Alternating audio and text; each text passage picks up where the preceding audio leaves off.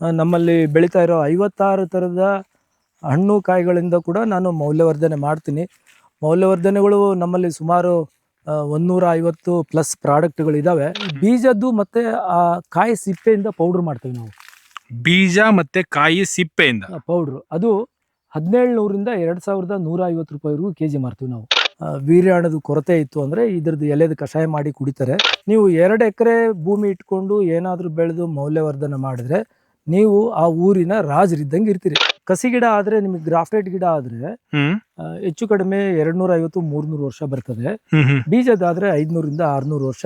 ಹಿಂಗೆ ಹಾಕ್ಬೇಕು, ಹಿಂಗೆ ದುಡ್ಡು ಬರಬೇಕು. ಹೌದು, ಅದು ಅಲ್ಲ ಕೃಷಿ, ಅದಲ್ಲ ಅದು. ಮೈ ಮೆತ್ತಗೆ ಆಗ್ಲೇಬೇಕಿಲ್ಲಿ. ಎಷ್ಟೋ ರೈತ ಕುಟುಂಬಗಳು ಅವರು ಮಾರಿದ ಜಮೀನಲ್ಲೇ ಹೋಗಿ ಕೂಲಿ ಕೆಲಸ ಮಾಡ್ತಾ ಇದ್ದಾರೆ. ಕೃಷಿ ನಷ್ಟ ಅಲ್ಲ ಅಂತ ಮಾಡಿ ತೋರಿಸ್ಬೇಕಿತ್ತು ನಾನು.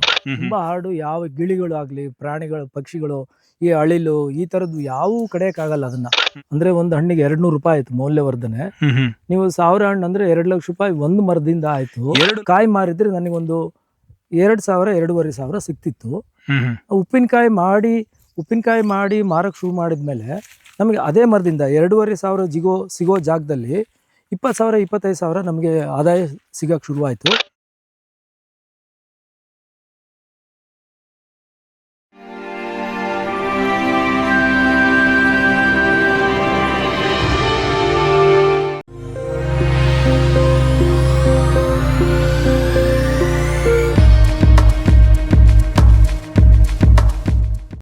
ನಮಸ್ತೆ, ನನ್ನ ಹೆಸರು ವಸಂತ್ ಮಾಲ್ವೆ ಅಂತೇಳಿ, ಹಗರಿಬೊಮ್ಮನಹಳ್ಳಿ ನಂದು.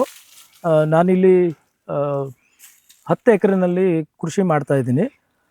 ಮೊದಲು ಸಾವಯವ ಕೃಷಿ ಮಾಡಿದೆ, ಅದಕ್ಕೆ ಮುಂಚೆ ಸಹಜ ಕೃಷಿ ಮಾಡಿದ್ದೆ ನಾನು. 10 ಎಕರೆನಲ್ಲಿ 435 ಸಪೋಟ ಗಿಡಗಳು ಹಾಕಿದ್ದೆ. ತುಂಬ ಚೆನ್ನಾಗಿ ಬೆಳೆದಿತ್ತು. 96ರಲ್ಲಿ ಹಾಕಿದ್ದೆ, ಅದು ತುಂಬ ಚೆನ್ನಾಗಿ ಬೆಳೆದಿತ್ತು.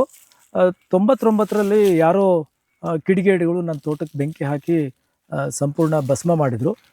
ನಂತರ ನಾನು ಒಂದು 8-10 ವರ್ಷ ನಾನು ಗಮನ ಕೊಡಲಿಲ್ಲ. ಈ ಕಡೆ ನನ್ನ ಪ್ರೊಫೆಷನ್ ಬೇರೆ ಇತ್ತು, ಗಮನ ಕೊಡಲಿಲ್ಲ ನಾನು. ಆದರೆ ಭೂಮಿ ತಾಯಿ ನಾನು ಬಿಡಲಿಲ್ಲ. ಇಲ್ಲ, ನಿನ್ನಿಂದ ಏನೋ ಒಂದಿಷ್ಟು ಕೆಲಸ ಇದೆ ಬಾ ಅಂತೇಳಿ ಭೂಮಿ ತಾಯಿ ನಾನು ಬಿಡಲಿಲ್ಲ. ನಾನು ಕರ್ಕೊಂಬಂದ್ಲಿ ಇಲ್ಲಿಗೆ. ನನಗೆ ಈಗ ಅನ್ನಿಸ್ತದೆ ತುಂಬ ಲೇಟ್ ಆಯಿತು ನಾನು ಬಂದಿದ್ದು, ಮೊದಲೇ ಬರಬೇಕಾಗಿತ್ತು, ತುಂಬ ತಡ ಮಾಡಿದೆ ಅಂತ ಫೀಲ್ ಆಗ್ತದೆ ನನಗೆ ಆಗಾಗ. ನಾನು 2015 ಸೆಪ್ಟೆಂಬರಿಂದ ತುಂಬ ಸೀರಿಯಸ್ ಆಗಿ ತೋಟ ಮಾಡೋಕ್ಕೆ ಶುರು ಮಾಡಿದೆ. ಏನಂದರೆ ಒಂದು ಸಾರಿ ಹುಲ್ಲಿಗೆ ಬೆಂಕಿ ಹಾಕಿ ಸುಟ್ರಲ್ಲ, ಅಲ್ಲಿ ಅದನ್ನು ತಪ್ಪನ್ನು ಮತ್ತೆ ಆಗಬಾರ್ದು ಅಂತೇಳಿ ನಾನು ಹುಲ್ಲನ್ನು ತೆಗಿತಾ ಶುರು ಮಾಡಿ ವೈವಿಧ್ಯಮಯ ಬೆಳೆಗಳು ಮತ್ತು ಸಮಗ್ರ ಕೃಷಿನ ಶುರು ಮಾಡಿದೆ. ಸರ್, ನಿಮ್ಮ ತೋಟದಲ್ಲಿ ಬೇಲದ ಹಣ್ಣು ನೀವು ಹೇಳಿದ್ರಿ ಸುಮಾರು ಒಂದು 50 ಮರಗಳು ಇದೆ. 50 ಮರಗಳಿವೆ. ಇವು ಎಷ್ಟು ವರ್ಷದ ಮರಗಳು ಈಗ ಆಸ್ ಆಫ್ ನೌ? ಈಗ ನೋಡಿ, ನಮ್ಮಲ್ಲಿ 10 ವರ್ಷದ ಮರಗಳು ಇರೋದು. ಇದು ಬೇಲದ್ದು 10 ವರ್ಷದ್ದು ಬೀಜದಿಂದ ಆಗಿರೋದು. ಇದು ಕಸಿ ಕಟ್ಟಿದ್ದಲ್ಲ, ಅಂದ್ರೆ ಗ್ರಾಫ್ಟೆಡ್ ಅಲ್ಲ. ಆ ಕಾರಣಕ್ಕೆ ಇದು ತಡವಾಗಿ ಬರ್ತದೆ. 10ರಿಂದ 12 ವರ್ಷಕ್ಕೆ ಬರ್ಬೇಕು ಕ್ರಾಪ್. ಬೀಜದ್ದು ಅಂತ ಹೇಳಿದ್ರೆ ಇದ್ರದ್ದು ಆಯಸ್ಸು ಕೂಡ ಜಾಸ್ತಿ ಆಗುತ್ತೆ. ಆಯಸ್ಸು ಕೂಡ ಖಂಡಿತವಾಗಿ ಸಹಜವಾಗಿ ಜಾಸ್ತಿ ಆಗುತ್ತೆ. ಕಸಿ ಗಿಡ ಆದ್ರೆ, ನಿಮಗೆ ಗ್ರಾಫ್ಟೆಡ್ ಗಿಡ ಆದ್ರೆ ಹೆಚ್ಚು ಕಡಿಮೆ 250-300 ವರ್ಷ ಬರ್ತದೆ. ಬೀಜದಾದ್ರೆ 500ರಿಂದ 600 ವರ್ಷ ಯಾವುದೇ ಕಾರಣಕ್ಕೂ ತೊಂದರೆ ಇಲ್ಲದೆ ಬರ್ತದೆ. 500ರಿಂದ 600 ವರ್ಷ ಅಂದ್ರೆ ಆಲ್ಮೋಸ್ಟ್ ನಮ್ಮ ಮುಂದಿನ ಪೀಳಿಗೆ 20 ತಲೆಮಾರು ಅಲ್ವಾ? ಹೌದು, 20 ತಲೆಮಾರು. 20 ತಲೆಮಾರಿಗೆ ನೀವು ಆದಾಯ ಕೊಡುವಂತಹ ಒಂದು ಗಿಡ ಇದು. ಖಂಡಿತ. ಆ ಕಾರಣಕ್ಕೆ ನಾನು ಬೀಜದ್ದೇ ಸೆಲೆಕ್ಟ್ ಮಾಡ್ಕೊಂಡೆ. ನೋಡಿ, ಈಗ ನಿಮ್ಗೆ ಅಲ್ಲಿ ಕಾಯಿ ಕಾಣ್ತದೆ. ಓಕೆ, ಈ ಗಿಡದಲ್ಲಿ ಕಾಯಿ ಇದಾವೆ. ಹೌದು, ಇದರಲ್ಲಿ ಸಣ್ಣ ಕಾಯಿ ಕೂಡ ಇದಾವೆ. ಇನ್ನು ನಾವು ತೆಗಿಬೇಕಾಗಿರೋ ಕಾಯಿನೂ ಇದಾವೆ. ನಾವೇನ್ ಮಾಡ್ತೀವಿ ಅಂದ್ರೆ ಕಾಯಿ ಕೀಳಲ್ಲ. ಆಕ್ಚುಲ್ ಅದನ್ನ ಅದು ಕೆಳಗೆ ಬಿದ್ಮೇಲೆ ಹಣ್ಣಾಗಿ ಬೀಳ್ತದೆ ಅದು. ಇದು ನಿಮ್ಮ ಸಣ್ಣ ಕಾಯಿಗಳು ಅನ್ಸುತ್ತಲ್ವಾ ಸರ್? ಇದು ಹೌದು, ಇದೆಲ್ಲ ಚಿಕ್ಕ ಕಾಯಿಗಳು. ಇದು ಇನ್ನೆಲ್ಲ 5-6 ತಿಂಗಳು ಬೇಕಿದು. ಅಂದ್ರೆ ನಮಗೆ ಆಲ್ಮೋಸ್ಟ್ ಡಿಸೆಂಬರ್ ಹಂಗೆಲ್ಲ, ನವೆಂಬರ್-ಡಿಸೆಂಬರ್ ಅಲ್ಲೆಲ್ಲ ಬರ್ತದೆ. ಮತ್ತೆ ಇದ್ರದ್ದು ಮೌಲ್ಯವರ್ಧನೆಯನ್ನು ಮಾಡ್ತೀವಿ ನಾವು. ಕಾಯಿಂದ ನಾವು ಟೀ ಪೌಡರ್ ಮಾಡ್ಬೇಕಂತ ಉದ್ದೇಶ ಇದೆ. ಟೀ ಪೌಡರ್ ಕಾಯಿಂದ? ಹೌದು, ಟೀ ಪೌಡರ್. ಆಮೇಲೆ ಅದ್ರದ್ದು ಸಾರಿಂದು ಪುಡಿ ಮಾಡ್ಬೇಕಂತ ಇದೀವಿ. ಯಾವುದು? ಬೇಲದ ಕಾಯಿಂದ ಸಾರಿನ ಪುಡಿ, ಬೇಲದ ಕಾಯಿಂದ ಸೂಪ್ ಪೌಡರ್ ಕೂಡ ಮಾಡ್ಬೇಕಂತ ಇದೀವಿ. ಈಗ ನಿಮ್ಮಲ್ಲಿ ಯಾವ್ಯಾವ ಪ್ರಾಡಕ್ಟ್ಗಳು ಬೇಲಕ್ಕೆ ಸಂಬಂಧಪಟ್ಟಂತೆ ನಿಮ್ಮಲ್ಲಿ ಯಾವ್ಯಾವ ಪ್ರಾಡಕ್ಟ್? ಬೇಲಕ್ಕೆ ಸಂಬಂಧಪಟ್ಟಂಗಂದ್ರೆ ಈಗ ನೋಡಿ, ಈಗ 10 ವರ್ಷ ಆಯ್ತಲ್ಲ ಇದು ಗಿಡ ಹಾಕಿ, ಈಗ ಕಾಯಿ ಶುರುವಾಗಿದೆ. ಈಗ ಸದ್ಯಕ್ಕೆ ನಾವು ಮನೆ ಬಳಕೆಗೆ ಇದ್ರದ್ದು ಜ್ಯೂಸ್ ಎಲ್ಲ ಮಾಡಿ ಕುಡಿತಾ ಇದೀವಿ. ಬಂದ ಅತಿಥಿಗಳಿಗೆ ಅದ್ರದ್ದು ಜ್ಯೂಸ್ ಕೊಡ್ತಾ ಇದೀವಿ. ಒಂದು ಹಣ್ಣು ಅಂದ್ರೆ ಒಂದು ಮೀಡಿಯಂ ಮಧ್ಯಮ ಗಾತ್ರದ ಹಣ್ಣಿನಿಂದ 4 ಕಪ್ ಜ್ಯೂಸ್ ಆಗ್ತದೆ. ಈಗ ನೀವು ಆಗ ನನಗೆ ನಾನ್ ಬಂದಾಗ ಕೊಟ್ಟಂತಹ ಜ್ಯೂಸ್ ಕೂಡ ಬೇಲದ ಜ್ಯೂಸೇ ಅದು. ಬೇಲದ ಜ್ಯೂಸೇ ಅದು ಏನ್ ಮಾಡ್ತದೆ, ನಮಗೆ ಬಾಡಿ ಡಿಟಾಕ್ಸಿಫಿಕೇಶನ್ ಮಾಡ್ತದೆ, ಡೈಜೆಸ್ಟಿವ್ ಸಿಸ್ಟಮ್ ಸರಿ ಮಾಡ್ತದೆ, ನಮ್ಮ ಇಮ್ಯುನಿಟಿ ಪವರ್ ಜಾಸ್ತಿ ಮಾಡ್ತದೆ, ಬಾಡಿಯನ್ನು ತಂಪಾಗಿಡ್ತದೆ, ದೇಹವನ್ನು ತಂಪಾಗಿಡ್ತದೆ, ಮೋಷನ್ ಪ್ರಾಬ್ಲಮ್ ಏನಾದರೂ ಇದ್ರೆ ಕ್ಲಿಯರ್ ಮಾಡ್ತದೆ, ಕಣ್ಣಿಗೂ ಕೂಡ ತುಂಬ ಒಳ್ಳೇದು ಇದು ಹಣ್ಣು. ನಮ್ಮಲ್ಲೆಲ್ಲ ಮೊದಲು ಗಾದೆ ಹೇಳ್ತಿದ್ರು, ಬೇಲದ ಸೀಸನ್ನಲ್ಲಿ ಪ್ರತಿದಿನ ತಾಯಂದ್ರೆ ಏನು ಮಾಡ್ತಿದ್ರು ಅಂತಂದರೆ, ಪ್ರತಿದಿನ ನಮಗೆ ಬೆಲ್ಲ ಹಾಕಿ ಅದನ್ನು ಕುಟ್ಟಿ ಬೆಳಿಗ್ಗೆ ಹಾಳು ಹೊಟ್ಟೆಗೆ ತಿನ್ನಿಸ್ತಿದ್ರು. ಅದನ್ನು ಖಾಲಿ ಹೊಟ್ಟೆನಲ್ಲಿ ತಿಂದರೆ ಅದು ಒಳ್ಳೇದು ಅಂತೇಳಿ. ಕೆಲವೊಬ್ರು ಹೇಳ್ತಾರೆ ಕಿಡ್ನಿ ಸಮಸ್ಯೆನೂ ಬಗೆಹರಿಸ್ತದೆ ಅಂತ ಕೆಲವೊಬ್ರು ಹೇಳ್ತಾರೆ. ಅದ್ರ ಬಗ್ಗೆ ನಾನು ಆಳವಾದ ಅಭ್ಯಾಸ ಮಾಡಿಲ್ಲ ನಾನು. ಇಮ್ಯುನಿಟಿ ಪವರ್ ಅಂತೂ ತುಂಬ ಚೆನ್ನಾಗಿ ಮಾಡ್ತದೆ, ಡೈಜೆಸ್ಟಿವ್ ಸಿಸ್ಟಮು ಸರಿ ಮಾಡ್ತದೆ, ಬ್ಲಡ್ಡನ್ನು ಸರಿ ಮಾಡ್ತದೆ, ಇಂಪ್ರೂವ್ ಮಾಡ್ತದೆ ಬ್ಲಡ್ಡನ್ನು, ಉತ್ಪಾದನೆ ಕೂಡ ಚೆನ್ನಾಗಿ ಇಡ್ತದೆ. ತುಂಬ ಒಳ್ಳೆ ಗಿಡ ಇದು. ಮತ್ತು ಇದ್ರ ಎಲೆ ಕೂಡ ಗಂಡಿನ ಶಕ್ತಿ ಹೆಚ್ಚಿಸಲಿಕ್ಕೆ ಮಾಡ್ತಾರೆ. ಅಂದರೆ ನಪುಂಸಕತ್ವ ಇತ್ತು ಅಥವಾ ವೀರ್ಯಾಣದ ಕೊರತೆ ಇತ್ತು ಅಂದರೆ ಇದ್ರದ್ದು ಎಲೆದ ಕಷಾಯ ಮಾಡಿ ಕುಡಿತಾರೆ. ಆಯುರ್ವೇದದಲ್ಲಿ ಈ ಎಲೆದ ಕಷಾಯ ಬಳಕೆ ಅಭ್ಯಾಸ ಇದೆ. ಓಕೆ, ಸುಮಾರು ಒಂದು ವಿಚಾರಗಳು ಈ ಬೇಲದಲ್ಲಿ ಅಡಗಿದೆ ಅಂತ ಹೇಳ್ಬೋದು ನಾವು. ಖಂಡಿತ ಹೇಳ್ಬೋದು. ಯಾಕಂತ ಹೇಳಿದ್ರೆ ಇನ್ನೊಂದು ವಿಚಾರ ಏನು ಅಂದ್ರೆ, ಈಗ ನಾವು ನೀವು ನಿಮ್ಮಂತೆ ಈ ರೀತಿ ಕಲ್ಟಿವೇಟ್ ಮಾಡ್ತಿರೋದನ್ನ ನಾವು ನೋಡ್ತಾ ಇದ್ದೀವಿ. ಆದ್ರೆ ಹಿಂದೆ ಎಲ್ಲ ನಮ್ಮ ಈ ರೋಡ್ ಬದಿ ಮತ್ತೆ ಗದ್ದೆಗಳಲ್ಲಿ ಹೆಚ್ಚಿನಾಗಿ ಬಿಡ್ತಾ ಇತ್ತು. ಈ ನಮ್ಮ ಪಕ್ಷಿಗಳು ಪ್ರಸಾರ ಮಾಡಿದ್ದದೆಲ್ಲ ಅದೆಲ್ಲ ಪಕ್ಷಿಗಳು ಪ್ರಸಾರ ಮಾಡಿದ್ದು, ಯಾರು ಅಪೇಕ್ಷೆ ಪಟ್ಟು ಹಾಕಲ್ಲ ಈ ಗಿಡಗಳನ್ನ. ಏನಂದ್ರೆ ಇದು ಆದಾಯ ಕೊಡೋದಲ್ಲ ಅಂತ ಅನ್ಕೊಂಡಿದ್ದಾರೆ ತುಂಬಾ ಜನ. ಆದ್ರೆ ಬೇಲದ ಆದಾಯದ ಮುಂದೆ ಕೃಷಿನಲ್ಲಿ ಬಹುತೇಕ ಇದು ಮೇಲ್ಪಂಕ್ತಿನಲ್ಲಿ ಬರ್ತದೆ. ತೀರಾ ಇತ್ತೀಚೆಗೆ ಯಾರೋ ಒಬ್ರು ಹೇಳಿದ್ದನ್ನ ನಾನು ಕೇಳಿದ್ದೆ, ಒಂದು ಮರದಲ್ಲಿ ನಿಮಗೆ ಸಾವಿರಾರು ಹಣ್ಣುಗಳಾಗ್ತವೆ. ತಾತ ಅಪ್ಪ ಹಾಕಿದ್ದ ಮರಗಳೇನಾರು ಇದ್ರೆ ಸಾವಿರಾರು ಹಣ್ಣುಗಳಾಗ್ತವೆ. ಅದನ್ನ ಒಂದು ಕಾಯಿಂದ ಒಂದು ಹಣ್ಣಿಂದ ಜ್ಯೂಸ್ ಮಾಡಿದ್ರೆ 4 ಕಪ್ ಜ್ಯೂಸ್ ಆಗ್ತದೆ. 50 ರೂಪಾಯಿಗೆ ಒಂದು ಜ್ಯೂಸ್ ಮಾರ್ತಾರೆ. ಅಂದ್ರೆ ಒಂದು ಹಣ್ಣಿಗೆ 200 ರೂಪಾಯಿ ಆಯ್ತು ಮೌಲ್ಯವರ್ಧನೆ. ನೀವು 1000 ಹಣ್ಣು ಅಂದ್ರೆ 2 ಲಕ್ಷ ರೂಪಾಯಿ ಒಂದು ಮರದಿಂದ ಆಯ್ತು. 2 ಲಕ್ಷ ರೂಪಾಯಿ ಒಂದು ಮರದಿಂದ ಆಗ್ತದೆ 1000 ಹಣ್ಣು ಬಂದ್ರೆ. ಅದಕ್ಕಿಂತ ಹೆಚ್ಚು ಹಣ್ಣು ಬಂದ್ರೆ ಇನ್ನೂ ಜಾಸ್ತಿ ಸಿಗ್ತದೆ. ಇದ್ರದ್ದು ಏನಂದ್ರೆ ಇದು ಒಂಥರ ಚಿದಂಬರ ರಹಸ್ಯ. ಇದು ಇದ್ರದ್ದು ತಳ ಬುಡ ಯಾರಿಗೂ ಗೊತ್ತಿಲ್ಲ. ಗೊತ್ತಿದ್ದವರು ದುಡ್ಡು ಕೊಡ್ತದೆ, ತಗೋಬೇಕಷ್ಟೇ. ಹೌದು, ಅದನ್ನ ಲೆಕ್ಕಾಚಾರ ಮಾಡಬಾರ್ದು. ಸರ್, ಇತ್ತೀಚಿನ ದಿನಗಳಲ್ಲಿ ಡ್ರೈ ಲ್ಯಾಂಡ್ ಗೆ ಹೇಳಿ ಮಾಡಿಸಿದಂತಹ ಒಂದು ಮರ ಇದು. ತುಂಬಾ ಒಳ್ಳೇದು. ಇದು ನೀರ್ ಬಹಳ ಕಡಿಮೆ ಕೇಳ್ತದೆ. ಮತ್ತೆ ಅದನ್ನ ಔಪಚಾರಿಕ ಕೂಡ ನೀವು ಮಾಡೋ ಅಗತ್ಯ ಇಲ್ಲ, ಕಾಳಜಿ ಮಾಡೋ ಅಗತ್ಯ ಇಲ್ಲ. ಸುಮ್ನೆ ಬಂದಿದ್ದು ನೋಡಿ, ಈ ತರ ಬಂದಿದ್ದು ಬ್ರಾಂಚ್ಗಳನ್ನ ನೀವು ಕೆಳಗಡೆಯಿಂದ ಒಂದ್ ಸ್ವಲ್ಪ ತೆಗೆದ್ರೆ ಆಯ್ತು. 3-4 ಅಡಿ ಹೈಟ್ ವರೆಗೂ ಬ್ರಾಂಚಸ್ ತೆಗೆದ್ಬಿಟ್ರೆ ನಿಮ್ಗೆ ಆಯ್ತು. ಆಮೇಲೆ ತಾನಿಗೆ ಬೆಳೀತದೆ, ಅದು ಹಣ್ಣು ಬೀಳ್ತದೆ. ನೀವು ಅದನ್ನ ಸರ್ಕಸ್ ಮಾಡಿ ಹರಿಬೇಕಂತನೂ ಇಲ್ಲ, ಅದೇ ಬೀಳುತ್ತೆ. ಅದು ಬಿದ್ದಾಗೆ ಹಣ್ಣಾಗಿರ್ತದೆ. ಅದು ಬಿದ್ದಾಗೆ ಹಣ್ಣಾಗಿರುತ್ತೆ. ಅವಾಗ್ಲೇ ನಾವು ಹೋಗ್ಬಿಟ್ಟು ಎತ್ಕೊಂಡ್ಬಂದ್ರು ಆಗುತ್ತೆ. ನಿಮ್ಗೆ ಏನು ಅದು ನಾವಿಲ್ಲೋ ಇಲ್ಲೊಂದು ನೋಡ್ಬೋದು, ಎಲ್ಲೋ ಬಿದ್ದಿದೆ ಇಲ್ಲಿ. ಅದು ಬಿದ್ದಿದೆ. ಬಹುಶಃ ಇದು ಹೋಗಿದೆ ಅನ್ಸುತ್ತೆ. ಹೋಗಿದೆ ಬಹುಶಃ ಇದು ಹೋಗಿದೆ. ಬಟ್ ಆದ್ರೂ ಕೂಡ ಇದೇ ರೀತಿ ಬೀಳ್ತದೆ. ಇದೇ ರೀತಿ ಬಿದ್ದಿರುತ್ತೆ. ನಾವು ಅದನ್ನ ಕಟಾವು ಮಾಡ್ಬೇಕು. ಕಟಾವ್ ಮಾಡ್ಲಿಲ್ಲ ಅಂದ್ರೆ ಇನ್ನೇನೋ ಆಗುತ್ತೆ. ಯಾವ್ದು ತಲೆನೋವಿಲ್ಲ. ಮತ್ತೆ ಇನ್ನೊಂದು ಪ್ರಾಣಿ ಪಕ್ಷಿಗಳ ಪ್ರಾಬ್ಲಮ್ ಇಲ್ಲ. ಯಾವ ಪ್ರಾಣಿ ಪಕ್ಷಿಗಳದ್ದು ಕಾಟ ಇಲ್ಲ. ಯಾಕಂದ್ರೆ ಅದು ಶೆಲ್ ಏನಿದೆಯಲ್ಲ, ಅದ್ರದ್ದು ಕವಚ ಏನಿದೆಯಲ್ಲ, ತುಂಬಾ ಹಾರ್ಡ್ ಅದು ತುಂಬಾ ಹಾರ್ಡ್. ಯಾವ ಗಿಳಿಗಳು ಆಗ್ಲಿ, ಪ್ರಾಣಿಗಳು, ಪಕ್ಷಿಗಳು, ಈ ಅಳಿಲು, ಈ ತರದ್ದು ಯಾವ ಕಡೆಯಕ್ಕಾಗಲ್ಲ. ಅದನ್ನ ನಾವೇ ಅದನ್ನ ಹಣ್ಣು ತಗೊಂಡು ಕಟ್ ಮಾಡ್ಬೇಕಂತಂದ್ರೆ 3-4 ಹೇಟ್ ಹಾಕಿದ್ಮೇಲೆ ಓಪನ್ ಆಗೋದು. ಅಷ್ಟು ಗಟ್ಟಿ ಹಾರ್ಡ್ ಸೆಲ್ ಅದು. ಅದೇನೋ ಪ್ರಕೃತಿನಲ್ಲಿ ಅದೊಂದು ಕೊಟ್ಟಿದ್ದಾರೆ. ಜನ ಈಗ ಅದನ್ನು ಕೃಷಿ ಮಾಡ್ತಾ ಇದ್ದಾರೆ, ತುಂಬಾ ಕಡೆ ಕೃಷಿ ಮಾಡ್ತಾ ಇದ್ದಾರೆ. ಖುಷಿ ಆಗ್ತದೆ ನಮಗೆ. ಕೃಷಿ ಮಾಡಿ ಅದನ್ನ ಮತ್ತೆ 50 ರೂಪಾಯಿ 30 ರೂಪಾಯಿ ಹಣ್ಣು ಮಾರಿದ್ರೆ ಅದು ಸುಖ ಇಲ್ಲ. ಎಲ್ಲ ಬೆಳೆಗಳನ್ನ ನಾವು ಮೌಲ್ಯವರ್ಧನೆ ಕಡೆ ತಿರುಗಿದ್ರೆ, ನೀವು 2 ಎಕರೆ ಭೂಮಿ ಇಟ್ಕೊಂಡು ಏನಾದ್ರೂ ಬೆಳೆದು ಮೌಲ್ಯವರ್ಧನೆ ಮಾಡಿದ್ರೆ ನೀವು ಆ ಊರಿನ ರಾಜರಿದ್ದಂಗೆ ಇರ್ತೀರಿ. ಅಷ್ಟು ಚಂದ ದುಡ್ಡು ಸಿಗ್ತದೆ ನಿಮಗೆ ಮೌಲ್ಯವರ್ಧನೆ ಮಾಡಿದ್ರೆ. ದಯವಿಟ್ಟು ಎಲ್ಲರೂ ಆ ನಿಟ್ಟಿನಲ್ಲಿ ಯೋಚನೆ ಮಾಡಬೇಕು. ಹಾಗೆ ನಾನು ನಮ್ಮಲ್ಲಿ ಬೆಳೀತಾ ಇರೋ 56 ಥರದ ಹಣ್ಣು ಕಾಯಿಗಳಿಂದ ಕೂಡ ನಾನು ಮೌಲ್ಯವರ್ಧನೆ ಮಾಡ್ತೀನಿ. ಮೌಲ್ಯವರ್ಧನೆಗಳು ನಮ್ಮಲ್ಲಿ ಸುಮಾರು 150+ ಪ್ರಾಡಕ್ಟ್ಗಳಿದ್ದಾವೆ. ಈಗಾಗಲೇ ಮಾವು ಮತ್ತು ನೇರಳೆ ಇದೆಲ್ಲ ನಮಗೆ ಹೊರ ರಾಜ್ಯಕ್ಕೂ ಕೂಡ ಹೋಗ್ತಾ ಇದೆ ನಮಗೆ ಸೀಸನ್ನಲ್ಲಿ. ಗೋವಾಕ್ಕೆ ಹೋಗ್ತದೆ, ಡೆಲ್ಲಿಗೆ ಹೋಗ್ತದೆ, ಕಲ್ಕತ್ತಾ ಹೋಗ್ತದೆ. ಅಂದ್ರೆ ರಾ ಪ್ರಾಡಕ್ಟ್ಸ್, ರಾ ಪ್ರಾಡಕ್ಟ್, ಹಣ್ಣುಗಳು. ಹಣ್ಣುಗಳು. ಆಮೇಲೆ ಮೌಲ್ಯವರ್ಧನೆ ಪ್ರಾಡಕ್ಟ್ಗಳು ಛತ್ತೀಸ್ಗಢ, ದುಬೈ, ಕುವೈತ್, ಅಮೇರಿಕಾ ಈ ಥರದ್ದು ದೇಶಗಳಲ್ಲೂ ಕೂಡ ಈಗಾಗಲೇ ನೇಸರ್ ಆರ್ಗ್ಯಾನಿಕ್ಸ್ ಒಂದು ಸ್ವಲ್ಪ ಸಣ್ಣ ಸಣ್ಣ ಅಂಬೆಗಾಲು ಇಡ್ತಾ ಇದೆ. ಇಲ್ಲಿ ನಾನು ಕೇಳುವಂಥದ್ದು ಸರ್, ಈಗ ನೀವು 56 ಥರದ ಒಂದು ಫ್ರೂಟ್ಸ್ ಇದೆ ಅಂತ ಹೇಳಿದ್ರಿ ನಿಮ್ಮಲ್ಲಿ. ಇದೆಲ್ಲ ನಿಮಗೆ ಮೌಲ್ಯವರ್ಧನೆ ಮಾಡೋದಿಕ್ಕೆ ಅಂತಾನೆ ಒಂದೊಂದನ್ನೇ ನೀವು ಹಾಕ್ತಾ ಹೋದ್ರ? ಹೌದು. ಅಥವಾ ನಿಮ್ಮ ಹೇಗೆ ಅದು? ಇಲ್ಲ, ಏನಾಯ್ತು, ನನಗೆ ಒಂದು ಚಾಲೆಂಜ್ ಇತ್ತು ಮತ್ತು ಟಾಸ್ಕ್ ಇತ್ತು. ಕೃಷಿ ನಷ್ಟ ಅಲ್ಲ ಅಂತ ಮಾಡಿ ತೋರಿಸ್ಬೇಕಿತ್ತು ನಾನು. ತುಂಬ ಜನರಿಗೆ ಕೃಷಿ ನಷ್ಟ ಇರೋ ಭೂಮಿ ಎಲ್ಲ ಮಾರ್ಕೊಂಡು ಏನೋ ಒಂದು ಮನೆ ಕಟ್ಸ್ಕೊಂಡು ಒಂದು ಕಾರ್ ತೊಗೊಂಡು ಮಜಾ ಮಾಡಿ ಆಮೇಲೆ ದುಡ್ಡಿಲ್ಲ ಅಂತ ಪೇಚಾಡಿ ಎಷ್ಟೋ ರೈತ ಕುಟುಂಬಗಳು ಅವರು ಮಾರಿದ ಜಮೀನಲ್ಲೇ ಹೋಗಿ ಕೂಲಿ ಕೆಲಸ ಮಾಡ್ತಾ ಇದ್ದಾರೆ. ಇದು ತುಂಬ ದುಃಖದ ಸಂಗತಿ ಇದು.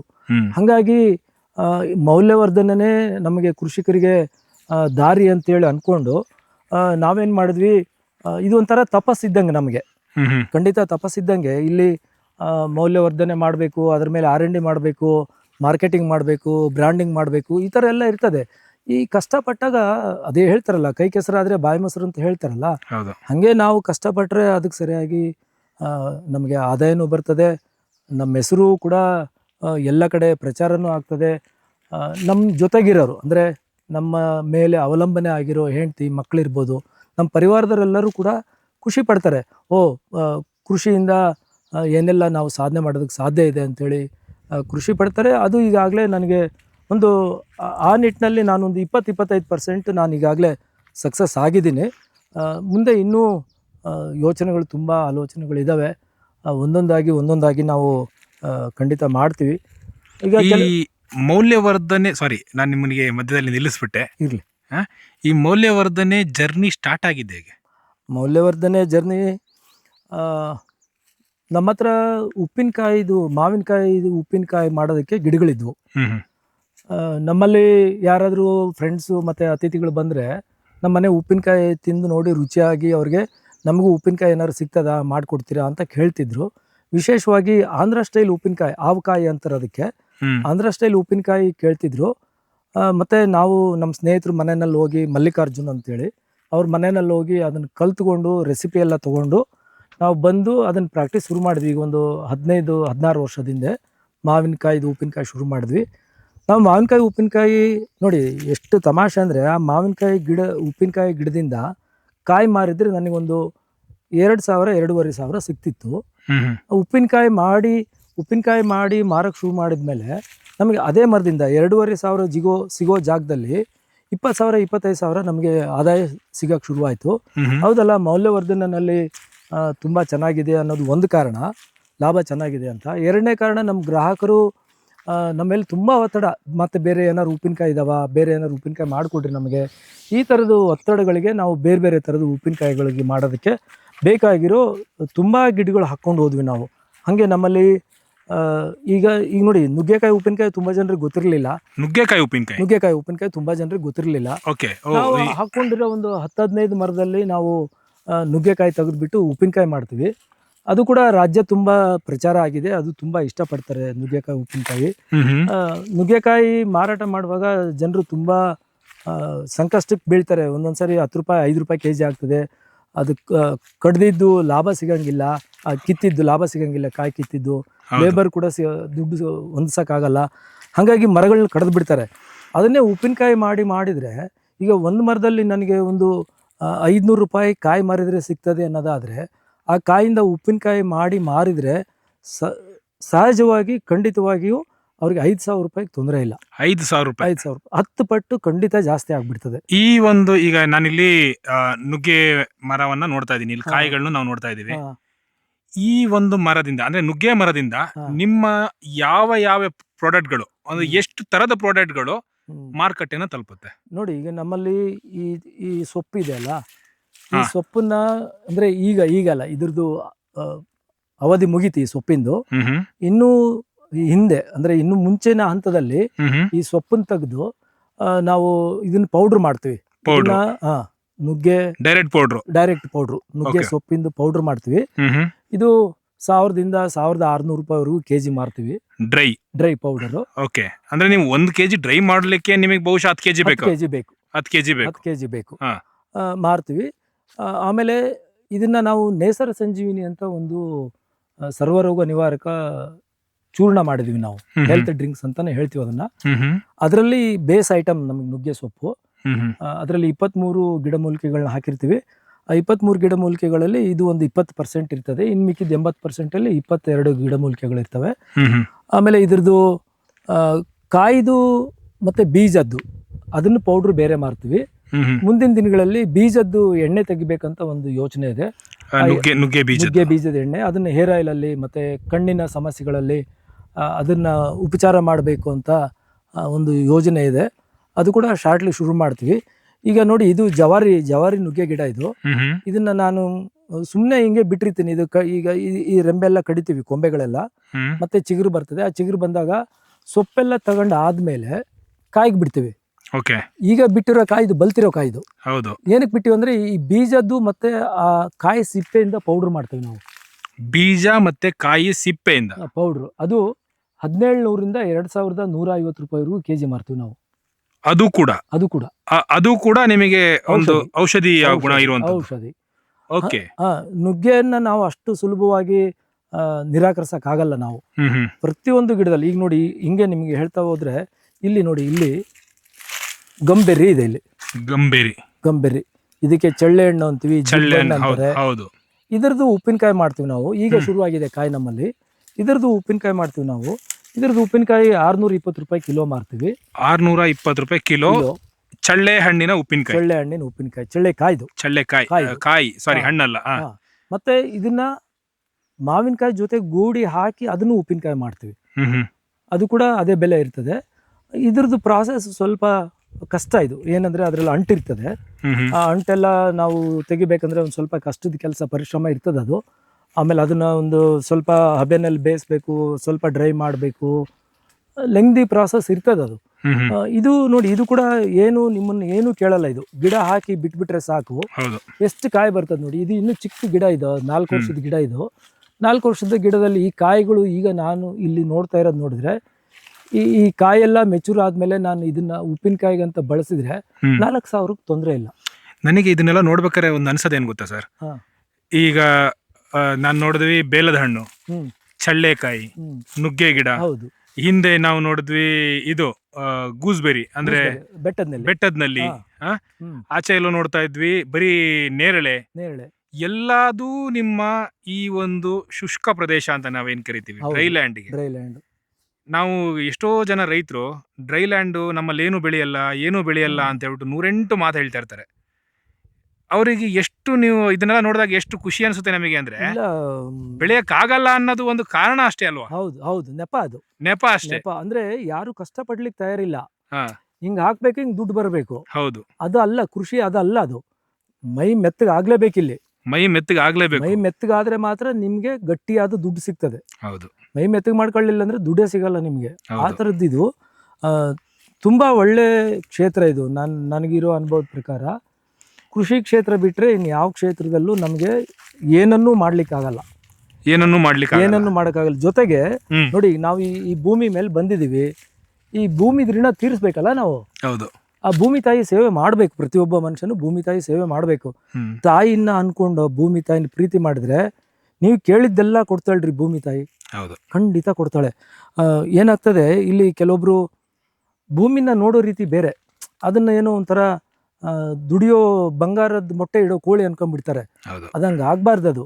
ಅದು ನಮ್ಗೇನಂದ್ರೆ, ನಮಗೆ ಸಂಸ್ಕಾರ ಕೊಡ್ತದೆ, ನಮಗೆ ತಾಳ್ಮೆ ಕೊಡ್ತದೆ, ಸಹನೆ ಕೊಡ್ತದೆ, ನಮ್ಮನ್ನ ಜಾಂಡ್ರನ್ ಮಾಡ್ತದೆ. ನಾವು ಭೂಮಿ ಜೊತೆಗೆ ಬದುಕ್ತಾ ಹೋದ್ರೆ ಖಂಡಿತವಾಗ್ಲೂ ಅದನ್ನು ನಮ್ಮನ್ನ ಇಷ್ಟು ಜಾಂಡ್ರನ್ ಮಾಡ್ತದೆ ಪ್ರತಿನಿತ್ಯನೂ ಅಂತಂದ್ರೆ, ಪ್ರತಿ ಹೆಜ್ಜೆನಲ್ಲೂ ಕೂಡ ನಮ್ಮನ್ನ ಜಾಂಡ್ರನ್ ಮಾಡ್ತದೆ. ಅದೇ ಹೇಳ್ಕೊಡ್ತದೆ ಪಾಠ. ನಮ್ಗೆ ಯಾರೂ ಪಾಠ ಹೇಳ್ಕೊಡ್ಬೇಕಾಗಿಲ್ಲ. ಕೃಷಿ ಪಂಡಿತರು ಬೇಕಾಗಿಲ್ಲ, ಪ್ರೊಫೆಸರ್ಗಳು ಬೇಕಾಗಿಲ್ಲ, ಯಾರು ಸೀನಿಯರ್ಸ್ ಬೇಕಾಗಿಲ್ಲ. ನಾವು ಭೂಮಿ ಜೊತೆ ಬದುಕೋದು ಕಲ್ತ್ರೆ ಸಾಕು. ಭೂಮಿ ಎಲ್ಲದನ್ನು ಹೇಳ್ಕೊಡ್ತದೆ. ದುಡ್ಡನ್ನು ತೋರಿಸ್ತದೆ ಅದು. ನಾವು ಭೂಮಿ ಜೊತೆ ಬದುಕೋದು ಕಲಿಬೇಕು ನಾವು. ನಾವು ಯಾವಾಗ ದುಡ್ಡಿನ ಜೊತೆ ಬದುಕಕ್ಕೆ ಹೋಗ್ತೀವಿ, ಭೂಮಿ ನಮ್ಮನ್ನ ಕೈ ಬಿಡ್ತದೆ.